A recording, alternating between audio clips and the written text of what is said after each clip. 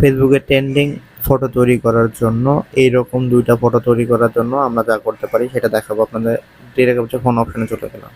ফোনের dial pad থেকে বা অপশন থেকে আমরা প্লে স্টোরে যাবো। প্লে স্টোরে যাওয়ার পরে প্লে স্টোরের সার্চ অপশন থেকে আমরা সার্চ করে দিব হচ্ছে গুগল জেমিনি।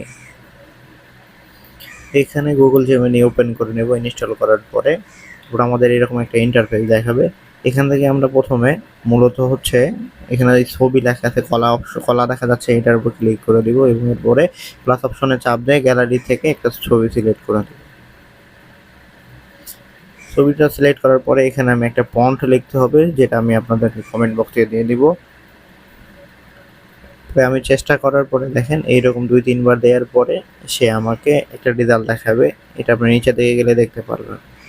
এখানে আমি রিয়েল যেটা ব্যবহার করেছিলাম সেটা দিব আপনাদেরকে। এই যেমন এই ছবিটা দেখেন, এই ছবিটা আমি ওই ফন্ট লিখে তৈরি করেছি, যেটা আমি কমেন্ট বক্সে দিয়ে দেবো। আপনারাও চাইলে এমন ট্রেন্ডিং ভিডিও বা ট্রেন্ডিং ফটো তৈরি করতে পারবেন। এটার মাধ্যমে আপনারা দেখতে পারেন কত সুন্দর ফটোটা আছে, রিয়েলিস্টিক মনে হচ্ছে।